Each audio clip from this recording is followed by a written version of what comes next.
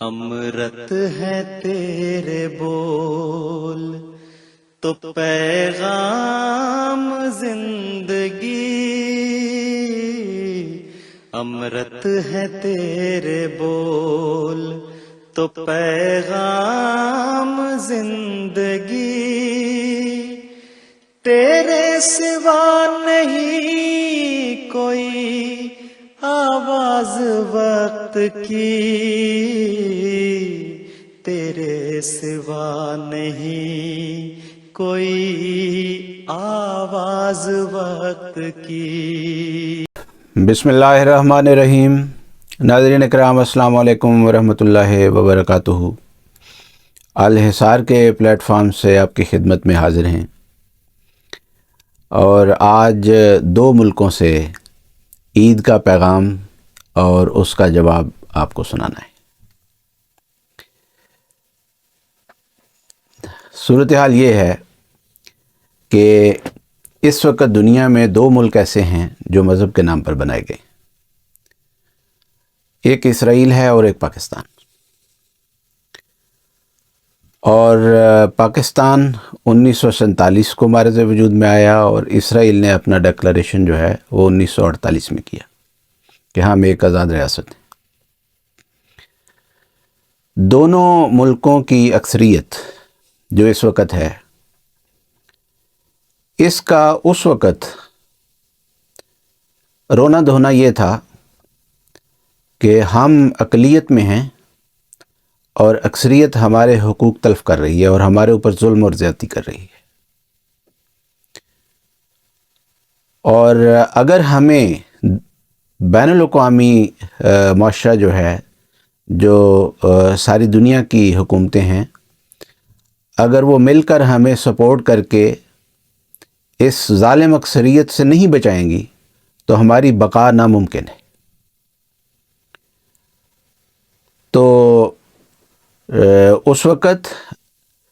یہ قدر مشترک تھی کہ یہ دونوں علاقے ہی ایسے تھے جہاں پر برطانوی حکومت کا عمل دخل تھا، لیکن برطانوی حکومت جو ہے وہ وہاں سے چھوڑ کے واپس آ رہی تھی۔ تو دونوں اقلیتیں وہاں پر اس طور پر جو ہیں وہ اسٹیبلش ہوئیں کہ اگرچہ اسرائیل میں شروع میں تو یہودی اتنے زیادہ نہیں تھے، لیکن اب کی جو صورتحال ہے وہ یہ ہے کہ یہودیوں کی جو ہے وہ اوور ویلمنگ میجورٹی ہے، جس طرح پاکستان میں جو مسلمان ہیں ان کی اوور ویلمنگ میجورٹی ہے۔ جو وعدے وعید کیے گئے وہ یہ تھے کہ ہم اکثریت میں ہوں گے، اور یہ جو تقسیم کار ہو رہی ہے، یہ جو نئے ملک پیدا ہوں گے، اس کے نتیجے میں کچھ اقلیتیں جو ہیں وہ بھی معرض وجود میں آ جائیں گی۔ تو پاکستان کے بانی حضرت قائد اعظم رحمۃ اللہ علیہ نے واشگاف الفاظ میں اپنی تقاریر میں اس بات کا اعلان کیا کہ میں یہ بات گارنٹی کر رہا ہوں کہ جو اقلیتیں یہاں پر ہوں گی ان کے تمام حقوق محفوظ ہوں گے۔ اور اسرائیل کی طرف سے بھی ایسا کوئی ہو نہیں سکتا تھا بیان کہ اگرچہ اعلان میں اس طور پر ریسرچ نہیں کر سکا کہ ان کے اس وقت کے جو اعلانات تھے وہ کیا تھے، لیکن یہ ناممکن بات ہے، سوچی نہیں جا سکتی کہ کوئی ملک بھی معرض وجود میں آ رہا ہو اور وہ یہ اعلان کرے کہ ہمارے ملک میں جو اقلیتیں ہوں گی ان کو ہم ملیمیٹ کر دیں گے، تہس نہس کر دیں گے اور ان کے اوپر ظلم کریں گے۔ کیونکہ جو خود اقلیت ہوتی ہے، جو اس دکھوں میں سے گزری ہوئی ہوتی ہے قوم، اس سے زیادہ ان دکھوں کو کون جان سکتا ہے، اور ان کی تکلیف کو کون زیادہ محسوس کر سکتا ہے۔ تو اگر ان کے اندر کوئی انسانیت ہو اور اگر ان کے اندر زندگی کی کوئی رمق باقی ہو، تو وہ ایسی قومیں یا ایسے افراد جو ہیں وہ یہ فیصلہ تو نہیں کرتے کہ ہم اکثریت میں آئیں گے تو ہم اقلیت پر ظلم کریں گے، بلکہ وہ یہ فیصلہ کرتے ہیں کہ جب ہم اکثریت میں ہوں گے، ہم طاقتور ہوں گے،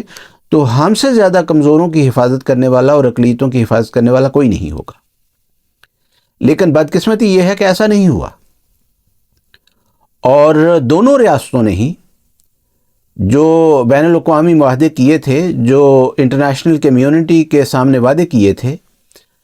دونوں نے ہی ان وعدوں کو توڑا ہے، اور اتنا کھلم کھلا توڑا ہے کہ اسرائیل کی طرف سے جو اس وقت تک پچھلے 70 سالوں سے زائد عرصے میں مظلوم فلسطینیوں پر ظلم کیے گئے ہیں، وہاں کے مظلوم مسلمانوں پر جو ظلم کیے گئے ہیں، ان کی مثال دنیا کی تاریخ میں کم ملتی ہے، شاید ملتی ہی نہیں۔ اور جو ظلم پاکستان میں ہو رہا ہے اقلیتوں پر، وہ بھی بے مثل ہے، اس کی بھی کوئی مثال جو ہے وہ نہیں ملتی۔ یہ جو پاکستان کی دیواریں انہوں نے کالی کی ہوئی ہیں اور ہر جگہ پر لکھا ہوا ہے اسرائیل مرد آباد، اور یہودیوں کو، یہودی کے لفظ کو وہاں پر ایک گالی کے طور پر استعمال کرتے ہیں، کہ جس کو گالی دینی ہو اس کو کہہ دیتے ہیں کہ یہ یہودی ہے، اور حالانکہ یہودیوں میں بھی بڑے شریف و نفس لوگ بھی موجود ہیں۔ لیکن یہ جو سرکار سے سند یافتہ اسمبلی کے پاس کردہ مسلمان ہیں، ان کو اس بات کی شرم نہیں آتی کہ یہ جو ہم یہاں جو کچھ کر رہے ہیں اس کے نتائج کیا ہیں۔ چنانچہ وہ جو وعدے قائد اعظم رحمۃ اللہ علیہ نے کیے تھے، ان وعدوں کی ورتھ یہ تھی کہ وہ پوری قوم کی طرف سے کیے جا رہے تھے، اور جب پوری قوم کی طرف سے وعدے کیے جا رہے تھے اور یہ اپنے آپ کو مومن مسلمان ہونے کا دعویٰ کرتے ہیں، تو حضرت محمد مصطفیٰ صلی اللہ علیہ وسلم کا فرمان تو یہ ہے کہ عدت المومن کا اخذ الکف، کہ مومن کا وعدہ جو ہے وہ ایسے ہی ہے جیسے آپ کے ہاتھ میں کوئی چیز جو ہے وہ دے دی گئی ہے، یعنی ناممکن ہے کہ اس میں کسی قسم کا کوئی وعدہ خلافی کا عنصر ہو۔ تو مرضی ہے ان کی، ان کا اختیار ہے کہ یہ وعدہ خلافی جو یہ کر رہے ہیں اور جو انہوں نے کی ہے، اس کے نتیجے میں حضرت محمد مصطفیٰ صلی اللہ علیہ وسلم کے فتوے کو ویلیو دیں کہ پھر تم مومن نہیں رہے جب تم نے اپنے ان وعدوں کو توڑ دیا ہے، یا اس اسمبلی کی مہر پر ناز کرتے رہیں اور اس پر خوش ہوں کہ ہاں ہمیں اسمبلی نے کہہ دیا ہے کہ ہم مسلمان ہیں۔ تو یہ ان کی مرضی ہے۔ یہ آج کے اس پروگرام میں دو عید کے پیغام ہیں جو میں آپ کے سامنے پیش کرنا چاہتا ہوں۔ ایک عید کا پیغام ہے جو فلسطینیوں کی زبان سے کسی اردو شاعر نے لکھا ہے، مجھے معلوم نہیں کہ وہ شاعر کون ہے، لیکن ان کا کوئی تخلص جو ہے وہ طیب کے نام سے ہے۔ انہوں نے حقیقت حال کو جس طور پر بیان کیا ہے وہ یہ ہے، کہتے ہیں تم عید منانا اچھے سے، یعنی فلسطینی جو ہیں وہ مسلم امہ کو اس طور پر مخاطب کر رہے ہیں، تم عید منانا اچھے سے، کوئی بھی کسر نہ چھوڑو ہم لوگ منائیں گے کیسے، اب فکر ہماری چھوڑو تم لوگ نئے کپڑے پہنو، ہم سرخ لباس ہی پہنیں گے، پانی سے وضو تم کر لینا، ہم خون سے اپنے کر لیں گے، تم کرنا نماز عید ادا، ہم لوگ جنازہ پڑھ لیں گے، تم لوگ گلے لگ کر ہنسنا، ہم تنہا تنہا رو لیں گے، تم لوٹنا اپنے اپنے گھر، ہم ٹوٹے مکان کو دیکھیں گے، سوغاتیں مٹھائی کھاؤ ہم سبزہ و چارہ کھا لیں گے، تم لوگ مزے میں جی لینا، ہم قبر میں اپنے سو لیں گے، تم لوگ دعا ہی کرنا بس، وہ مسجد اقصیٰ ڈھا دیں گے، سوتے ہی رہو تم غفلت میں، وہ موت کی نیند سلا دیں گے، جو سنتے نہیں ہو فریادیں، ہم اپنے خدا کو سنا دیں گے، بے درد زمانے کی چالیں، بے درد زمانے کی چالیں، ہم جا کے خدا کو بتا دیں گے، طیب کی صداؤں کو اپنے اللہ کو جا کے سنائیں گے۔ ان مظلوم فلسطینیوں کے کی طرف سے اس لکھے گئے پیغام میں بہت ساری باتیں جو ہیں وہ بہت ساری حقیقتوں کو ظاہر کر رہی ہیں۔ پہلی بات تو یہ ہے کہ انہوں نے اس ظلم کے دوران بھی اس بات کو بہت اچھی طرح آپ جان لیا ہے کہ مسلم امہ کی طرف سے ان کو کوئی مدد پہنچنے والی نہیں ہے، اور یہ امت جو ہے اس لحاظ سے بالکل مر چکی ہے۔ اتنی مایوسی ہے ان کی طرف سے جو ظاہر کی گئی ہے اس نظم میں، اور یہ حقیقت حال ہے۔ یہ نہیں کہ نظم لکھنے والے نے کوئی مبالغہ کیا ہے۔ پھر اس میں یہ بات بھی ہے کہ کوئی لیڈر ایسا نہیں ہے مسلم امہ میں جس کی طرف ان کی نگاہ جاتی ہو کہ وہ ہماری رہنمائی کرے گا اور ہمیں بتائے گا کہ بقا کا رستہ کون سا ہے۔ جو سب سے زیادہ تکلیف دہ پہلو ہے وہ یہ ہے کہ اس میں ان کی یہ حالت بھی بیان کی گئی ہے کہ ان کے اندر یہ شعور ہی نہیں ہے کہ جب ظلم حد سے بڑھ جاتا ہے، جب ظلم ہوتا ہے کسی کے اوپر، تو اس مظلوم کا خدا جو ہے وہ اس دنیا میں بھی دعاؤں کو سنتا ہے۔ ہاں، مظلوم کو اپنے رب کو پکارنے کا سلیقہ آنا چاہیے۔ تو وہ بار بار اس میں یہی باتیں کہہ رہے ہیں کہ ہم آخرت میں جا کے بس خدا کے سامنے یہ شکوے سارے جو ہیں وہ رکھ لیں گے۔ ان کو اس بات کا کوئی ٹیسٹ ہی نہیں ہے کہ وہ جو قرآن شریف نے بار بار کہا ہے کہ جب انبیاء پر اور ان کے ماننے والوں پر ظلم انتہا کو پہنچتا ہے اور وہ خدا کے حضور یہ فریادیں کرتے ہیں کہ متى نصر اللہ ہے، تو اس وقت ان کو اسی دنیا میں آواز آتی ہے، الا ان نصر اللہ قریب، سنو خدا کی مدد جو ہے وہ قریب ہے۔ جو اس دنیا میں ان کے ساتھ ہو رہا ہے اس ظلم کی کوئی مثال جو ہے، جیسا کہ میں نے کہا ہے، وہ موجود نہیں ہے۔ لیکن یہ بات بھی بالکل سامنے رکھنے والی ہے کہ اسرائیل کی طرف سے جو مظالم ہو رہے ہیں اس کا بہانہ اور جواز یہ نہیں ہے کہ تم نمازیں پڑھتے ہو یا تم قربانی کے جانور ذبح کرتے ہو تو ہم تمہارے خلاف یہ اقدامات کر رہے ہیں۔ بہانے جو ہیں وہ اور ہیں۔ بہانہ یہ ہے کہ تم نے ہمارے اوپر حملہ کیا ہے، ہمیں اپنی بقا کے لیے تم سے خطرہ ہے، لیکن ان کی نمازوں سے خطرہ نہیں ہے، ان کی عبادتوں سے خطرہ نہیں ہے، ان کی قربانیوں سے خطرہ نہیں ہے۔ جو خطرہ ہے وہ جو کہہ رہے ہیں وہ یہی ہے، دعویٰ یہی ہے کہ ہمیں تمہاری طرف سے دہشت گردی کا خطرہ ہے، ہم اپنی بقا کے لیے تمہارے اوپر پریمپٹیو سٹرائکس کر رہے ہیں، کیونکہ اگر ہم نے تمہیں چھوڑ دیا تو پھر تم ہمیں نہیں چھوڑو گے۔ تو یہ وہ لاجک ہے اس کے پیچھے۔ لیکن اس کے مقابل پر پاکستان میں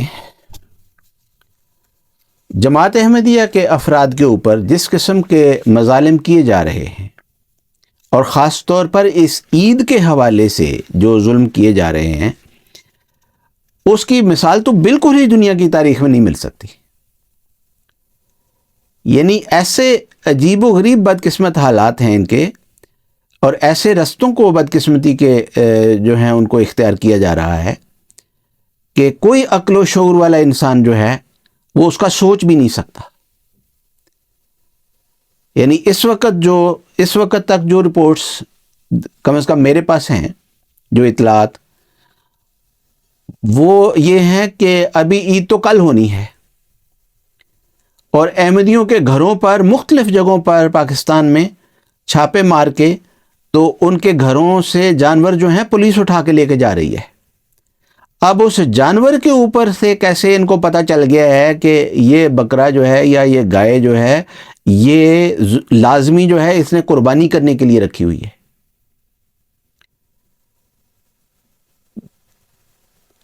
اور پھر یہ بھی ہے کہ صرف پولیس نہیں یہ حرکت کر رہی، عدالتوں تک اس حد تک بدقسمتی اختیار کی گئی ہے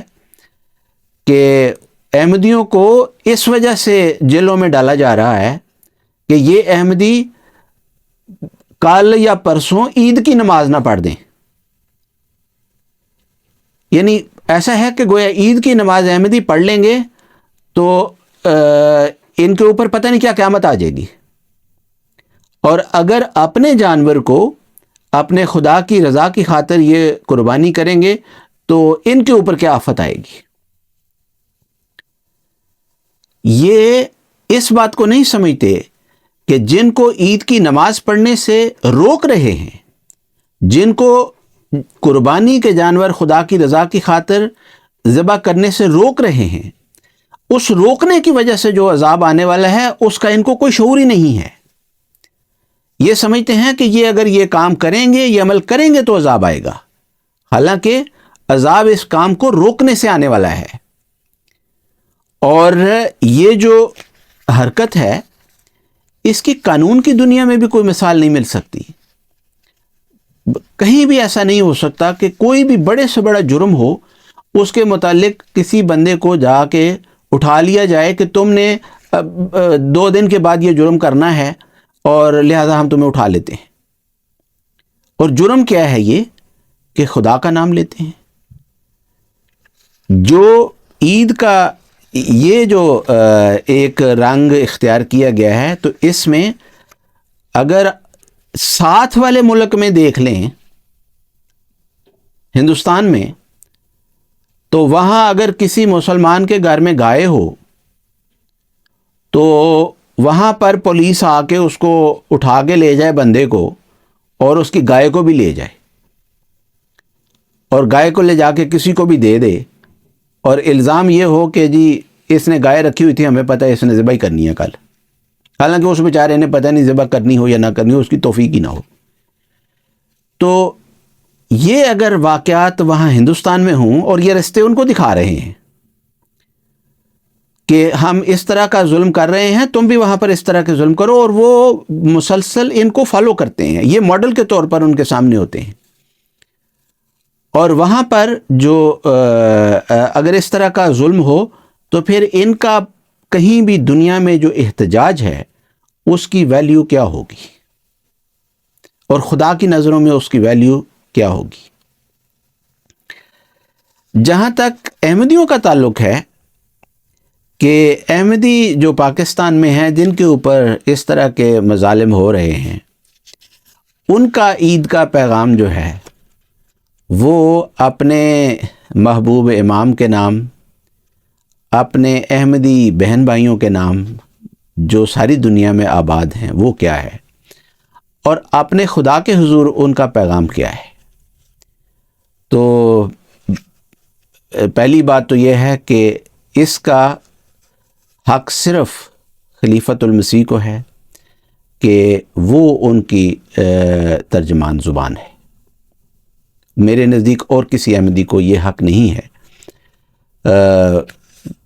ہاں، جس کو خلیفۃ المسیح مقرر فرمائیں کہ وہ جماعت احمدیہ کے جذبات کی ترجمانی کرے تو درست ہے، وہ حقدار ہے۔ لیکن جب میں یہ پروگرام کر رہا ہوں یا دوسرے احمدی ایسے جو جن کو اس طور پر مقرر نہیں کیا گیا وہ پروگرام کر رہے ہیں، تو وہ اپنے جذبات کا اظہار کرتے ہیں۔ تو یہ بھی ایک رنگ میں میرے جذبات کا اظہار ہے، لیکن میں کوشش کر رہا ہوں کہ ان کے جذبات کا اظہار اپنی زبان میں کر سکوں،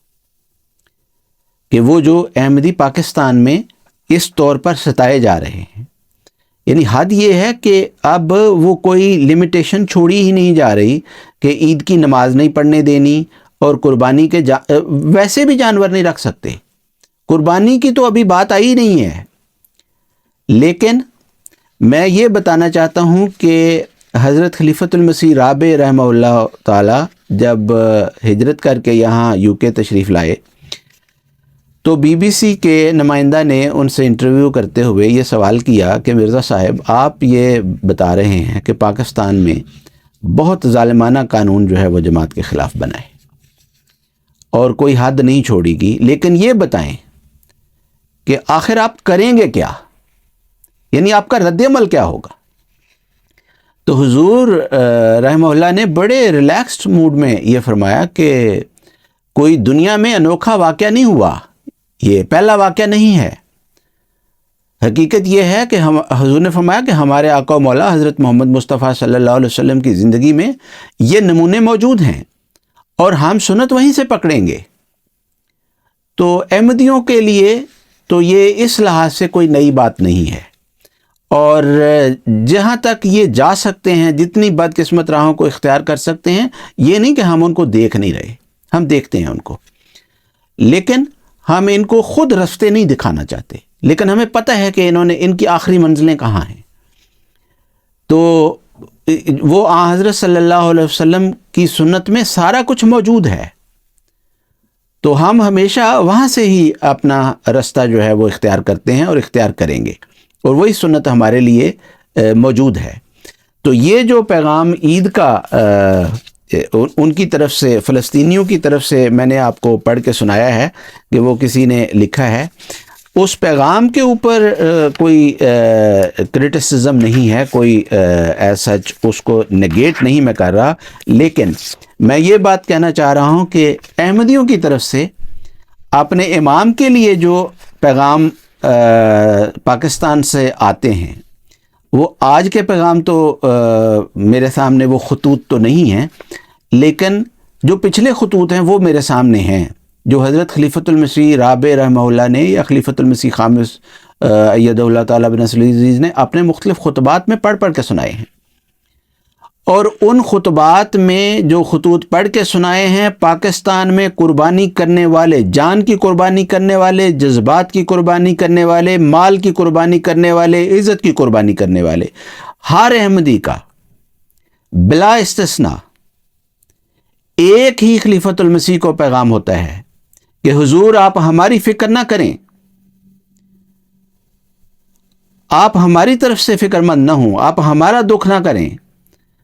ہم یہاں قربانیاں دیتے رہیں گے اور ہمارے صبر کو یہ لوگ توڑ نہیں سکیں گے اور ہمارے ایمان کو یہ چیلنج نہیں کر سکتے۔ تو ان کو یہ فکر نہیں ہوتی کہ ہمارے ساتھ کیا ہوگا، بلکہ وہ اس بات کے پیغام لکھ رہے ہوتے ہیں کہ آپ ہماری طرف سے پریشان نہ ہوں۔ تو آج بھی یہی پیغام پاکستان کے احمدیوں کا، جہاں جہاں بھی ان کو جیلوں میں ڈالا گیا ہے، ان کے جانور لے جائے گئے ہیں، ایک ہی پیغام ہے جو خلیفۃ المسیح کے نام ہے کہ اللہ تعالیٰ آپ کو اپنی حفظ و امان میں رکھے، آپ ہماری وجہ سے پریشان نہ ہوں۔ دوسرا ہے پیغام کہ وہ اپنے احمدی بہن بھائیوں کے لیے کیا پیغام دیتے ہیں وہاں سے۔ تو احمدی بہن بھائیوں کے نام بھی ان کا جو پیغام ہے وہ یہی ہے کہ ہم جانتے ہیں کہ وہ جو حضرت محمد مصطفیٰ صلی اللہ علیہ وسلم نے فرمایا تھا کہ سارے مومن جو ہیں وہ ایک جسم کی طرح ہوتے ہیں، ایک عضو کو تکلیف ہوتی ہے تو سارا جسم بے چین ہوتا ہے اور سارا جسم جو ہے اس کو تکلیف ہوتی ہے۔ تو ان کا پیغام یہی ہے ہر جگہ پر ساری عالمگیر جماعت احمدیہ کو کہ ہمارے دکھ جو ہیں ہم جانتے ہیں کہ یہ ہمارے صرف نہیں ہیں، یہ ہر اس شخص کے دکھ ہیں، اور ہر وہ شخص اس میں شامل ہے جو اپنے آپ کو احمدی کہتا ہے، خواہ وہ کالا ہے یا گورا ہے یا دنیا کے کسی بھی ملک میں رہتا ہے، کسی بھی قومیت کا ہے، کوئی بھی زبان بولتا ہے۔ تو یہ ان کا احمدیوں کے لیے پیغام ہے۔ جو ان کا تیسری جہت ہے وہ ہے وہ پیغام جو ان کا اپنے رب کے لیے ہے،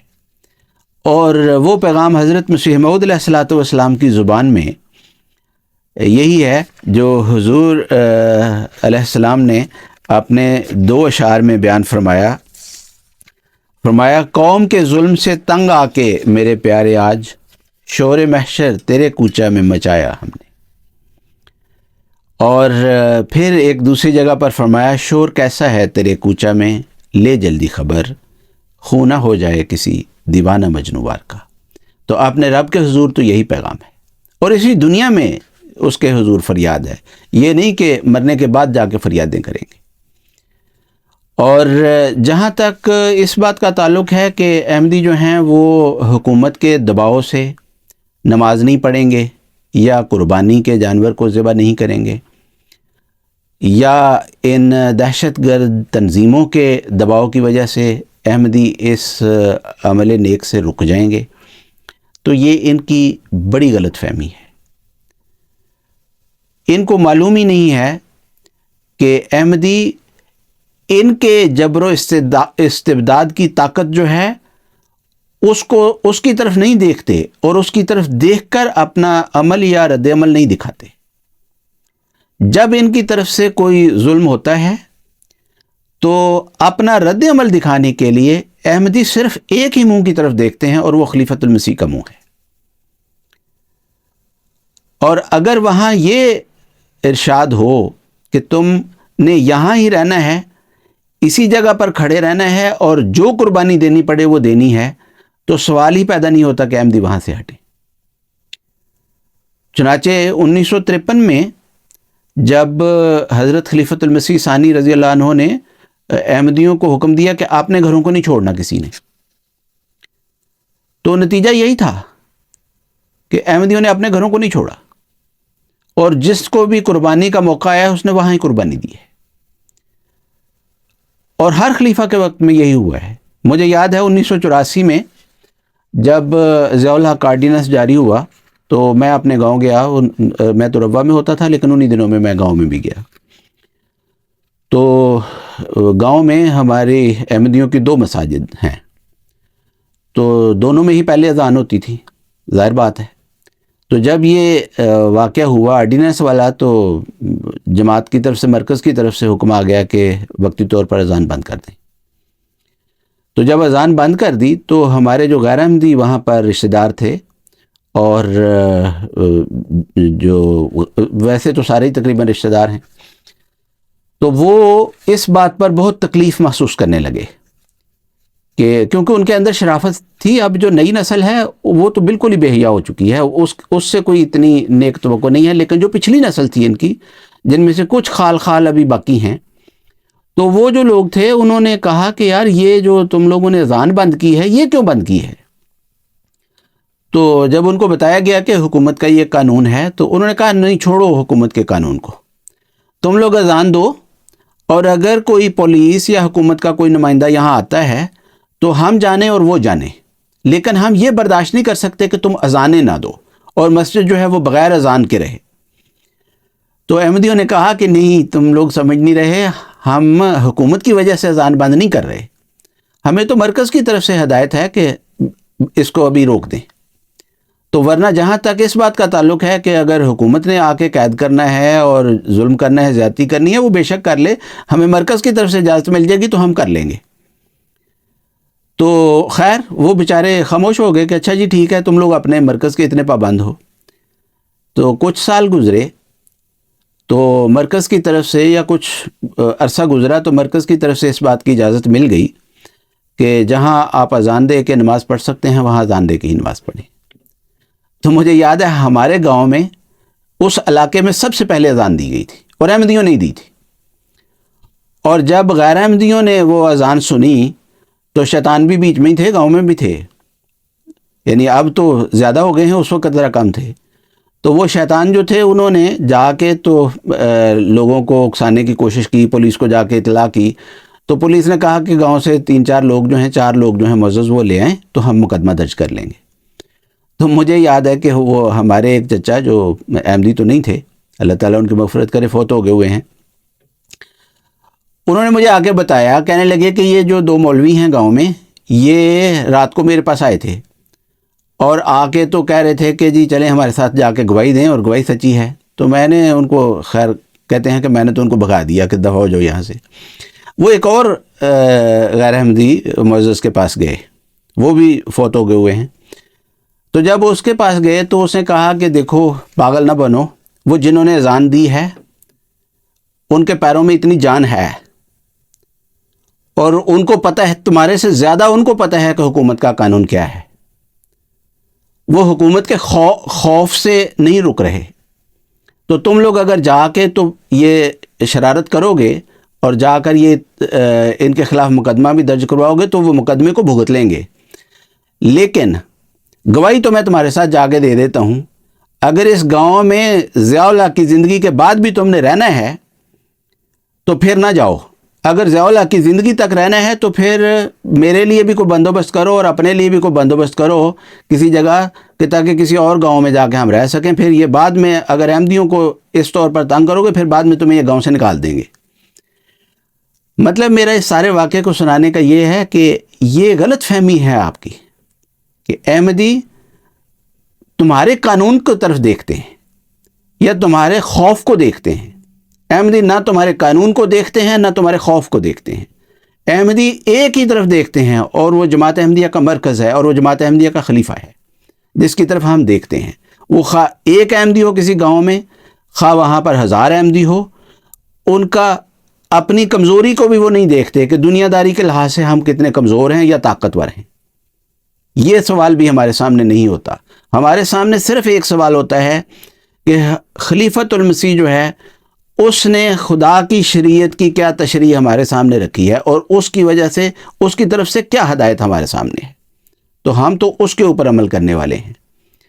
اس لیے یہ کہ کتنا عرصہ یہ حالات رہتے ہیں یہ اللہ بہتر جانتا ہے. میں نے پچھلی ویڈیو میں بھی کہا تھا یہ حالات ہمیشہ رہنے والے نہیں ہیں، لیکن خدا کی تقدیر کب تک احمدیوں کو آزماتی ہے اس سلسلے میں یہ وہ جانتا ہے. ہمارا کام نہیں ہے کہ اس کے اوپر ہم بدظنیاں کریں. نہ ہمیں اس سے کوئی شکوہ ہے